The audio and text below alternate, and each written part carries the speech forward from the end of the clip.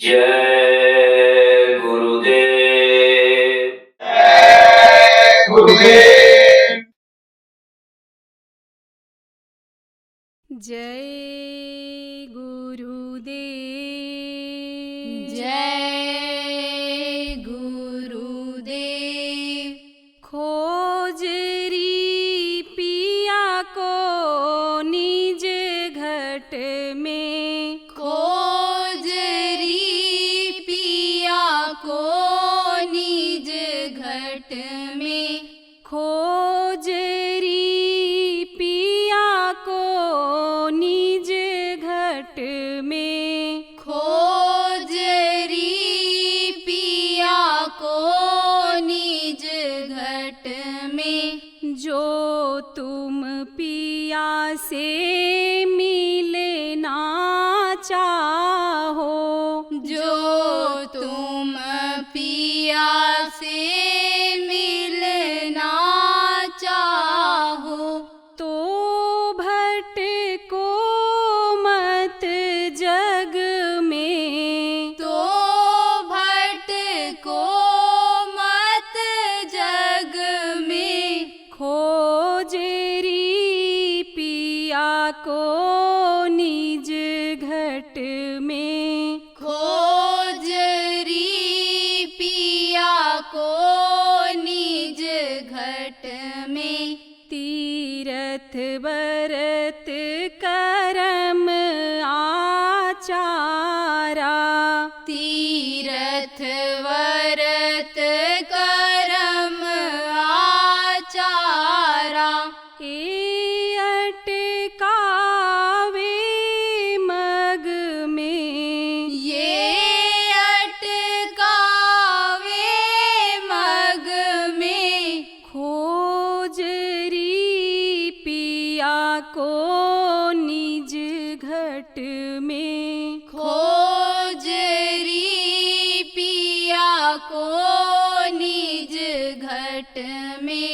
जब लग सतगुरु मिले ना पूरे, जब लग सतगुरु मिले ना पूरे, पड़े रहोगे अघ में, पड़े रहोगे अघ में। खोजरी पिया को निज घट में, खोजरी पिया को निज घट में।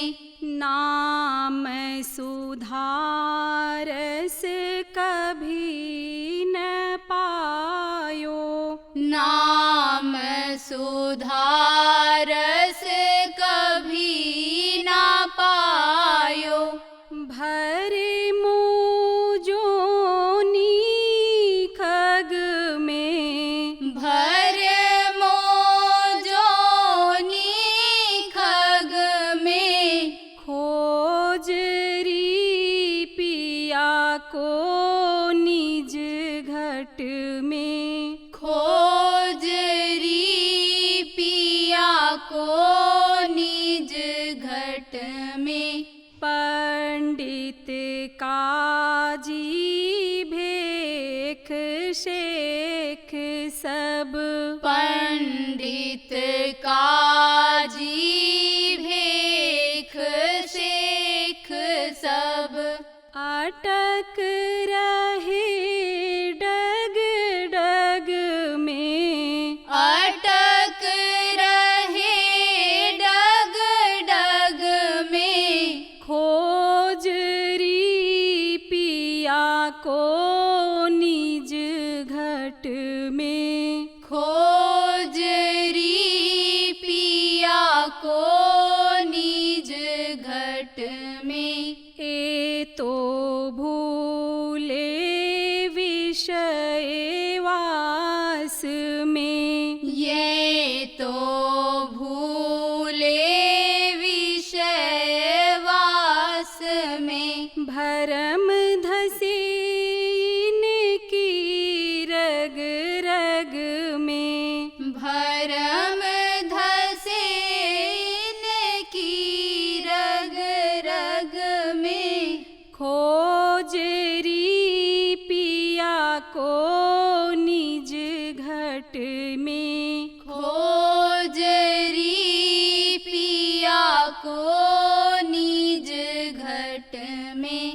इनके संग पिया नहीं मिलना, इनके संग पिया नहीं मिलना। पिया मिले कोई साध समग में, पिया मिले कोई साध समग में। खोजरी पिया को निज घट में, खोजरी पिया को निज घट में। बिना संत कोई भेद न पावे, बिना संत कोई भेद ना पावे। वे तो ही कहे अलग में, वे तो ही कहे अलग में। खोजरी पिया को निज घट में, खोजरी पिया को निज घट में। जब लग संत मिले नहीं तुमको, जब लग संत मिले नहीं तुमको। खाई ठगोरी तू इन ठग में, खाई ठगोरी तू इन ठग में।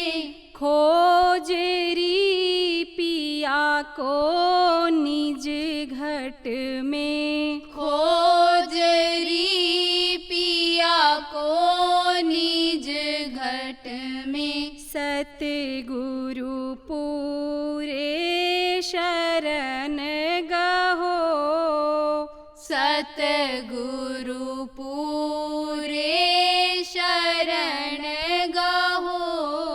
तोर लो जोत जगमग में, तोर लो जोत जगमग में। खोजरी पिया को निज घट में, खोजरी पिया को निज घट में। जय गुरुदेव। जय गुरुदेव।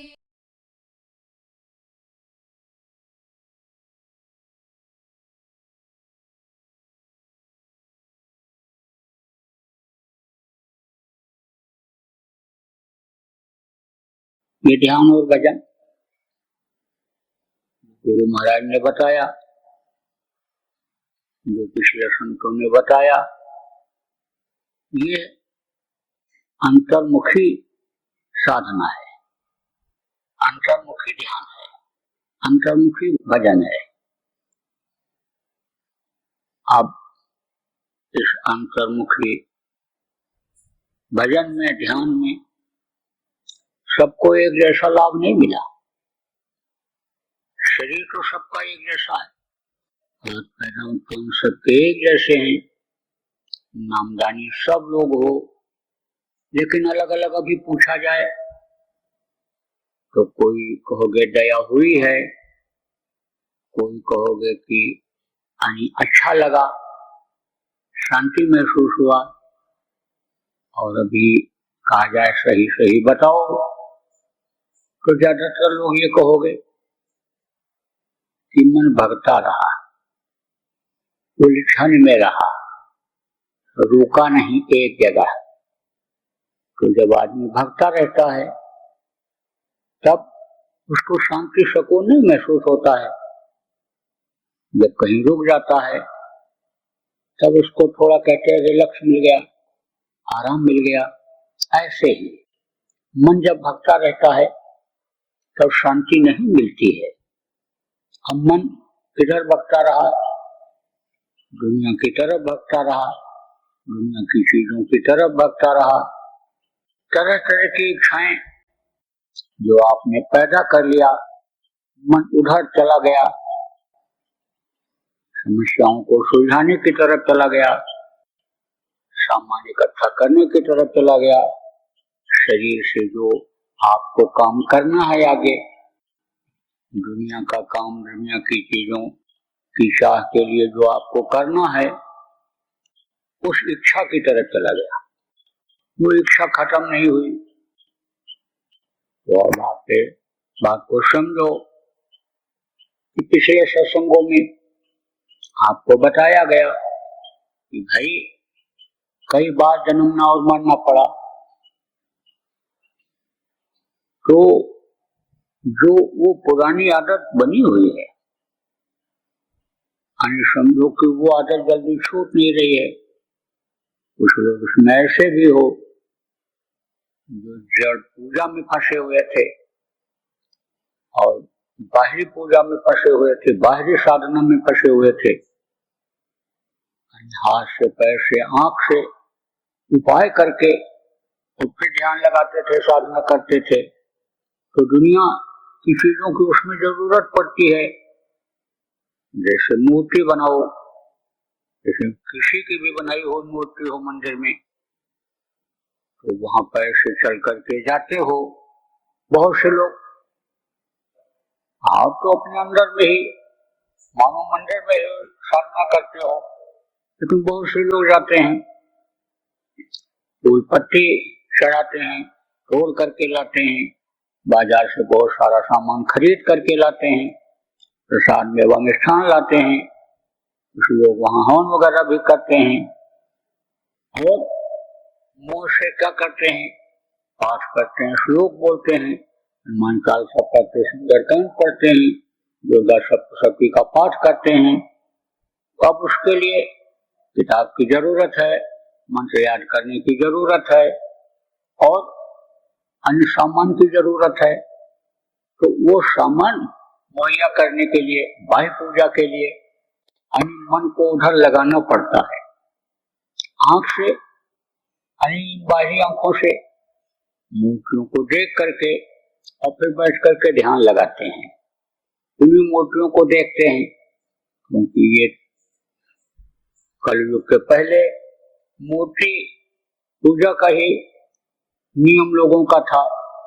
व्यास ऋषि हुए हैं, महात्मा हुए हैं, उनसे पहले तो नहीं था, लेकिन जब अनुभव आए तो उन्होंने मूर्ति को बनवाया कि कम से कम मूर्तियों की आंखों में बैठ करके लोग साधना करने लगेंगे, देखने लगेंगे, तो मन चित्त उनका रुक जाएगा, इच्छा उस समय तक खत्म होगी। लेकिन अब उनकी सेवा के लिए और इन सब कामों के लिए, बाहर शरीर से पूजा के लिए, बाहरी चीजों के लिए सामान की जरूरत है, तो मन उधर ही चला जाता है। वो इच्छा खत्म नहीं हुई, क्योंकि उसकी जरूरत है।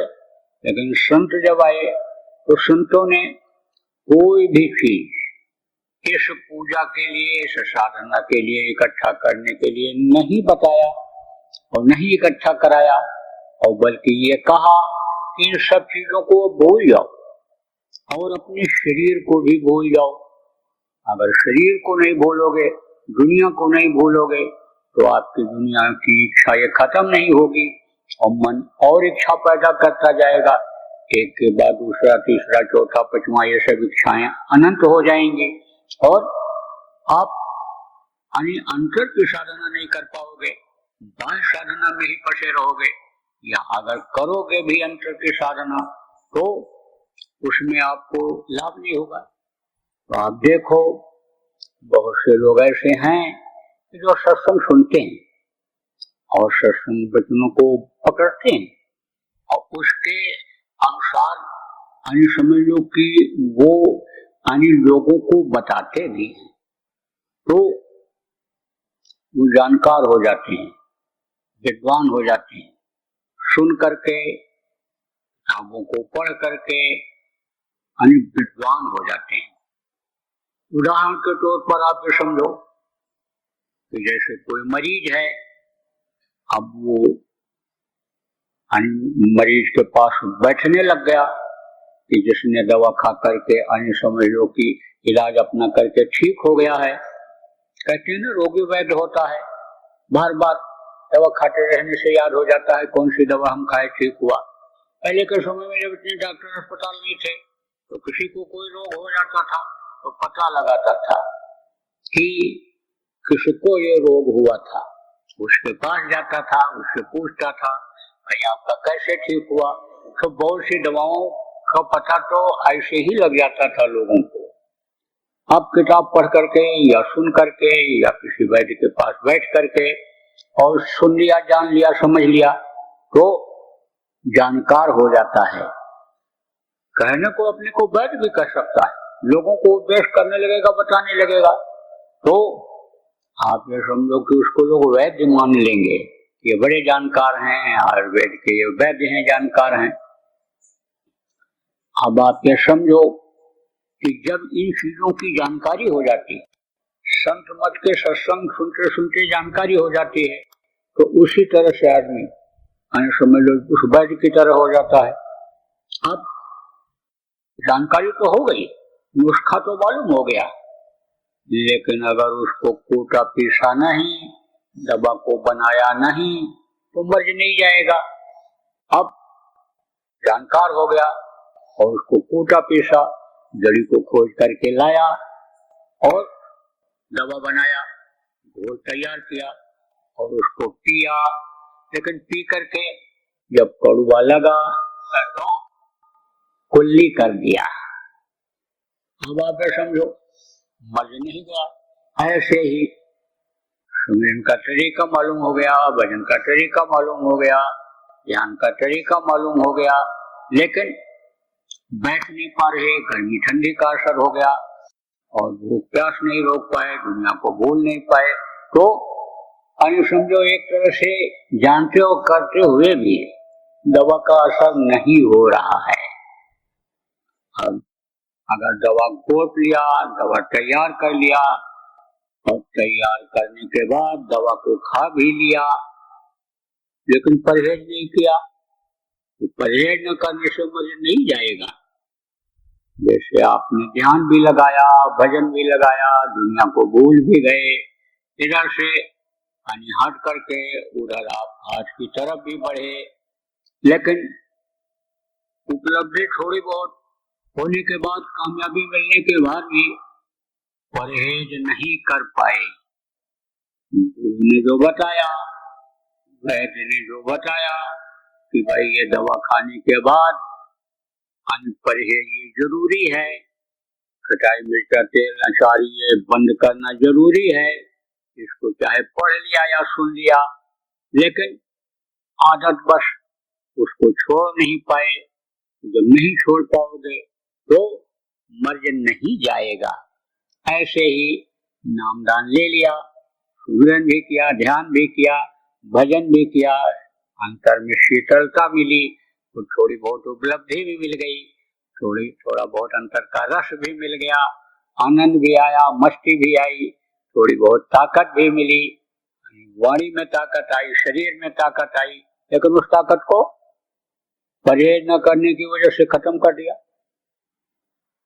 अब वैद्य ने दवा खोजा, जानकारी किया, बनाया और दवा को खाया, लेकिन परहेज पूरा किया तो मर्ज चला जाएगा। तो ये जन्म जन्मांतर का ये जो मनरोगी हो गया, जो ये जीवात्मा अन्य रोग से, बाहरी तकलीफों से दुखी हो गई, तकलीफ को ही रोग कहते हैं।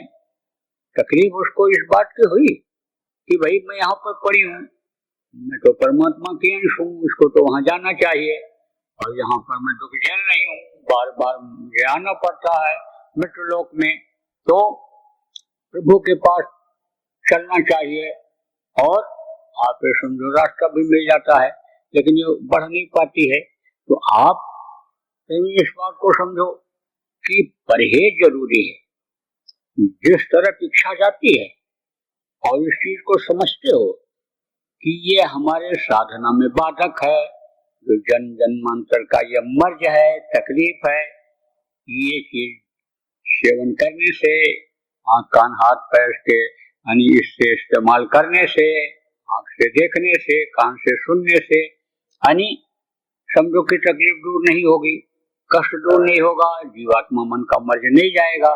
तो उसको आप छोड़ो, इधर से ध्यान को हटाओ, दुनिया की तरफ से हटाओ, उतना ही यानी समझो कि मन को लगाओ, उतनी ही इच्छा पैदा करो कि जिससे ये शरीर चलता रहे, जिससे आपके आश्रित लोग हैं वो भी सुखी रहें, उनका जो आपका फर्ज बनता है वो आप अदा करते रहो, और बाकी अपने मन को उधर लगाओ, उधर की इच्छा पैदा करो, मालिक से मिलने की इच्छा पैदा करो, मालिक से प्रेम पैदा करो।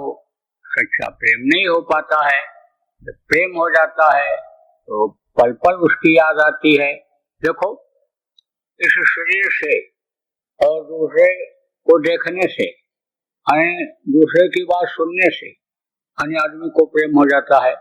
शारीरिक प्रेम, बाहरी प्रेम जिस तरह से होता है और उसके लिए बेचैन रहता है, उसके लिए बेताब रहता है, ऐसे ही अंतर में उस मालिक से यानी प्रेम जताओ, उसको याद करो। अब यह भी सत्य है कि मालिक को आपने देखा नहीं, जाना नहीं, आपको मिला नहीं, क्योंकि इन बाहरी आंखों से उसको देखा नहीं जा सकता है, उससे मिला नहीं जा सकता है। ऐसा रास्ता इस शरीर के बाहरी पूजा में कहीं भी नहीं है, बाह्य पूजा में कहीं भी वैसा रास्ता नहीं है कि जिससे उससे मिला जाए, उसको देखा जाए, उसकी बातों को सुना जाए। तो उसके लिए समझो कि गुरु की खोज की जाती है, जानकार की खोज की जाती है, और जो भाग्यशाली होते हैं उनको गुरु मिल जाते हैं। उनके जो सिर पर लाखों पापियों का बोझा है वो हट जाता है, वो हटा देते हैं, निगुरापन खत्म हो जाता है, सगुण उनके अंदर आ जाता है। तो अब आप समझो तो गुरु से ही प्रेम कर लो।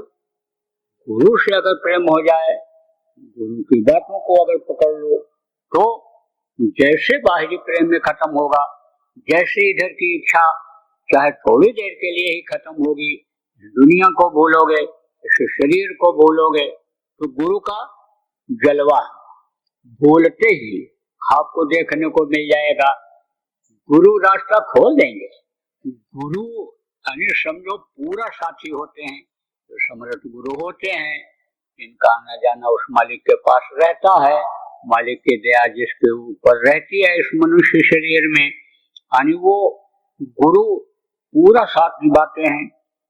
लोक के भी साथी होते हैं, स्वर्ग वैकुंठ लोक के भी साथी होते हैं, अंडपिंड ब्रह्मांड लोक के भी साथी होते हैं, और इधर से निकाल करके, और आप ये समझो कि वज्र के बाड़ी खोल करके अपने वतन, अपने घर, अपने मालिक के पास सतलोक पहुंचा देते हैं।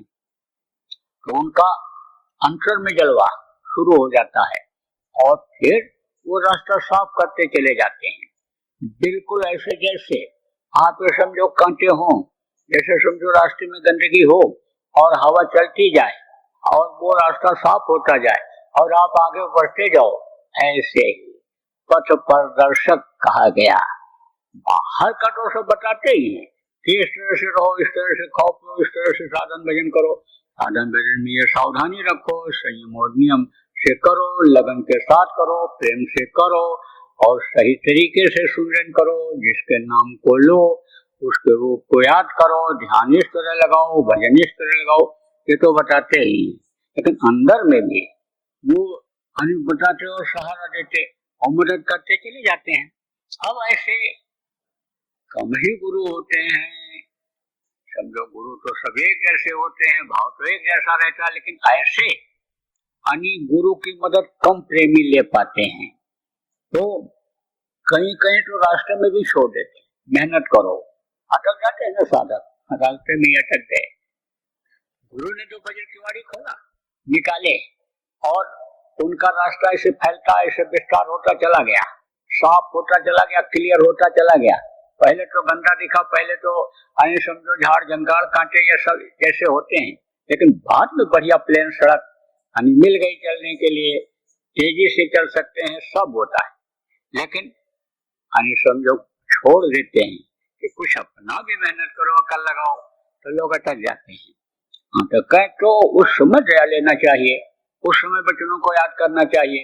समझ लो अटक गए, इसके लिए यानी दया नहीं मिल रही है, या तो आपके कर्म आ गए कि जो आपको बाधा डाल दिए, और उन कर्मों को गुरु फिर अंतर में नहीं लेना चाहते हैं, उसको उन्हें साफ करना चाहते हैं।